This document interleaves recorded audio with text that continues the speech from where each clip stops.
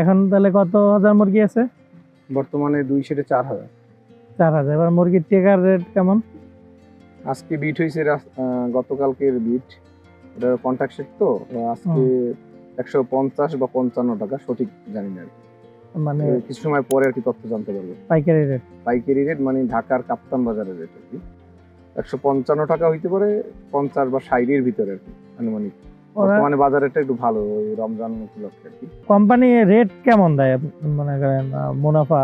মুনাফা গত আপনার আগে বলা হয়েছিল আনুমানিক আমরা 20 টাকা 18 টাকা কেজি প্রতি পাই আনুমানিক, আমাদের এই মৃত্যুর আর খাবারের এফসিআর অনুপাতে এগুলো মিলে। কারেন্ট বিলটা তো মনে হয় আপনার নাকি? কারেন্ট বিল আমাদের, ঔষধ আমাদের, ম্যাক্সিমাম কিছু ঔষধ আর কি। ঔষধ আপনাদের? ওদের শুধু থাকে খাবারটা আর বাচ্চা? ওদের খাবার বাচ্চা থাকে, আর হলো আপনার ওরা পর্যবেক্ষণ করে, প্রতি সপ্তাহে 2-3 বার আসে এখানে। যারা নতুন তাদের কি এই কন্ট্রাক্ট ফার্মিং এ গেলে ভালো হয়?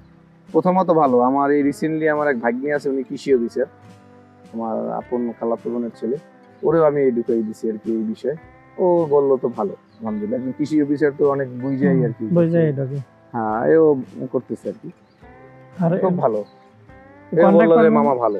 কন্ট্রাক্ট ফার্মিং এ যাইতে হলে কোনো শর্ত আছে এদের? কিছু শর্ত আছে, ডকুমেন্টস দিতে হয় কিছু। আর মানে পরিবেশ বা পরিবেশের ডকুমেন্টস আছে, কিছুটা নেয়, সব জায়গা দেয় না ওরা। যাতায়াত ব্যবস্থা ভালো দরকার আপনার, আর হলো আপনার ইটা ভালো দরকার, খামারের পরিবেশটাও একটু ভালো দরকার। ওরা মোটামুটি এই ধরনের স্যাটিসফাইড হলেই দিয়ে দেয়? হ্যাঁ, এরকমই দিয়ে দেয়, ওরকমই করে না। মিনিমাম 1000 মুরগি পালতে পারে এরকম সেট লাগবে। 1000 মুরগির জন্য কেমন পরিসরের জায়গা দরকার? স্কোয়ার ফিট হিসাব করি আমি। এক মুরগির জন্য কি 1 স্কোয়ার ফিট লাগে? স্কোয়ার ফিট একটু বেশি হলে ভালো হয়, খোলামেলা, এবং পূর্ব পশ্চিম দিক ঘর হলে বেটার, যেরকম আমার সেটগুলো যেরকম, এগুলো ভালো। আর মুরগির এবার বাচ্চার রেট কেমন?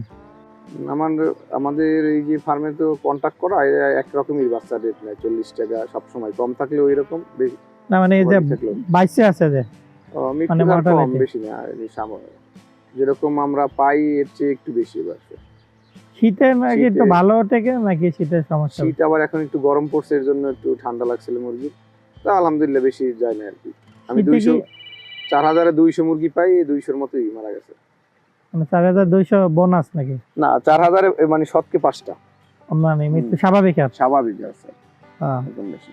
আর শীতে কি স্পেশাল কিছু করে লাগে? আমাদের চালির উপর তো 20 দিনের মতো আমরা শীতে রাখি, গরমে রাখি 12-13 দিন বা 14 দিন, 6 দিন 7 দিন বেশি রাখি শীতে, কারণ ঠান্ডাটা বেশি লাগে। শীতে একটু কারেন্ট বিলটা অনেক বেশি হয়, যে লাইট জন্য ঝামেলা হয়। এজন্য কি ওই লাল যে লাইট ওইগুলা জ্বালান না স্পেশাল কোনো ব্যবস্থা? লাল লাইট জ্বালাইতাম আগে, এখন নতুন আপডেট আছে, 250 ওয়াট একটা লাইটে খুব তাপ হয় আর কি লাইটগুলা, চাইনিজ। হ্যাঁ, চাইনিজ, ওইগুলো আমরা ব্যবহার করি বর্তমানে।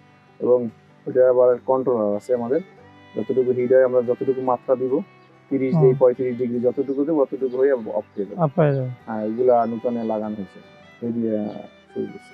আর এমনিতে কারেন্টে যদি ডিস্টার্ব করে তখন কি বিশেষ কোনো ব্যবস্থা নিতে হয়? ওই আইপিএস এর মতো নাই, আমাদের ইমার্জেন্সি বাতিগুলো আমরা ব্যবহার করি। আর ব্রুডিং এর সময় অনেক সময় দেখা যায় যে কারেন্ট চলে যায়, তখন? এখন পর্যন্ত এরকম হয় না, যতটুকু হয়েছে আমার সমস্যা হয় না। সমস্যা কারেন্ট আগের চেয়ে তো আলহামদুলিল্লাহ অনেক ভালো, এখন সামনে কি হয় বলা যায় না। এমনি যে সমন্বিত খামার থাকে, তার যদি মুরগিতে লসও যায়, ওইটা কি পোষাই নেওয়ার আর কোনো তার উপায় থাকে? মাছে পেতে পারে, মাছ যদি থাকে, মাছের একটা লাভের অংশ তার ওইটা ব্যাকআপ দিতে পারে, ওই জন্য সাথে সাথে মাছ করতে পারলে, আর যদি আর পাশে জমি থাকে, কৃষির জন্য কিছু করতে পারে, কৃষি এরকম, বা হাঁসও রাখতে পারে, অনেকে হাঁস রাখে, আমি রাখি না হাঁস, অনেকে হাঁসও রাখে। এমনি এখন পর্যন্ত কি মুরগি পালা আপনার যে সেটে কোনো বড় ধরনের মুরগির কোনো সমস্যা সৃষ্টি হয়েছিল? মুরগি মূলত সমস্যা হয় 25 দিনের পরে থেকে, 5 দিন 7 দিনই সমস্যা। আমরা 32-33 দিনে বিক্রি করি, তো এই 5 দিনই আর মুরগি মারা যায় বেশি, খাবারটা খাইয়ে বড় হয়েই মারা যায়, ওই সময় ওদের বিভিন্ন রোগ হয়। আর এমনি কখনো বড় ধরনের অসুখের সম্মুখীন হয়েছে যে বড় একটা সমস্যা গেছে। হ্যাঁ, একবার হয়েছিল ওষুধের বড় একটা ঝামেলা, 300 মুরগির মতো মারা গেছিল বড় হয়ে। এরপর আর হয়নি, ঠান্ডা লাগছিল এইবারে।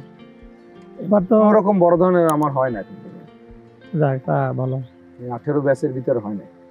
অনেকে কন্ট্রাক্ট ফার্মিং নিয়ে জানতে চায় বা আগ্রহ প্রকাশ করে, আপনার সাথে কি কন্ট্যাক্ট করলে তথ্য বিস্তারিত জানতে পারবে?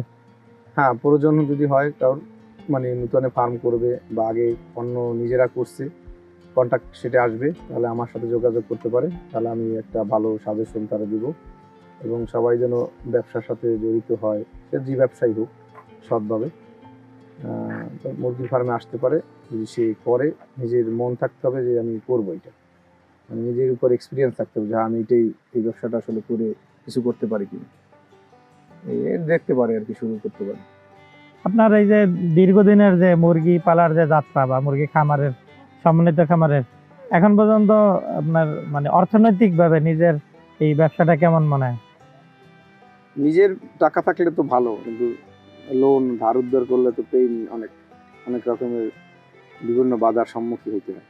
এই জন্য যদি যতটুকু টাকা আছে অতটুকু থেকে শুরু করে বোঝার বুঝে আগে তারপরে করাটাই ভালো। ধার উদ্ধার বা লোন কইরা ওইটার ব্যাকআপ দিতে আসলে ব্যবসা যা হয় এতে ঝামেলা। বাস্তবে ঝামেলা। দেখা যায় অনেক কিছু, কিন্তু করতে গেলে অনেকই সম্মুখীন টাকা। হতে হয় বিভিন্ন কিছু। ঠিক আছে, তাহলে ভাই পরে আবার কথা হবে নতুন কোনো বিষয় নিয়ে। আর আপনি তো নতুন একটা শেড তৈরি করছেন, এই শেড কিভাবে তৈরি করলেন, কেমন খরচ গেল, এ ব্যাপারেও নতুন একটা ভিডিওর মাধ্যমে অভিজ্ঞতা নেব না? জি অবশ্যই, ইনশাল্লাহ আপনারা আসবেন, আমি এটা সম্পর্কে আর কি বলবো যে কি কি লাগছে, এবং নতুন করে আমিও এটা নতুন করে আরো আপডেট করছি। মানে যত নতুন আর বর্তমানে ভবিষ্যতে যতই আগাই অতই আরো শিক্ষণীয় আর কি জিনিস শিখতে পাই আমরা। আগের চেয়ে যত ভুল ছিল এখন হইতেছে আর আপডেট, মানে যত ভুল ওইগুলা দেখা যায় এইটা আরো কম হয়েছে। এই নতুন সেটটা ভুল আছে, তারপরে মনে হয় যেন কম। এই অবশ্যই আপনাকে জানাবো, আসবেন ইনশাল্লাহ। ধন্যবাদ আপনি। ওকে, আল্লাহ হাফেজ। আর দর্শকদেরও যদি কোনো প্রশ্ন থাকে, জানার কোনো ইচ্ছা থাকে, তাহলে ভাইয়ের নাম্বার দেওয়া থাকবে এই স্ক্রিনে, সেখানে যোগাযোগ করে আপনারা তথ্য নিতে পারেন। ধন্যবাদ সবাই।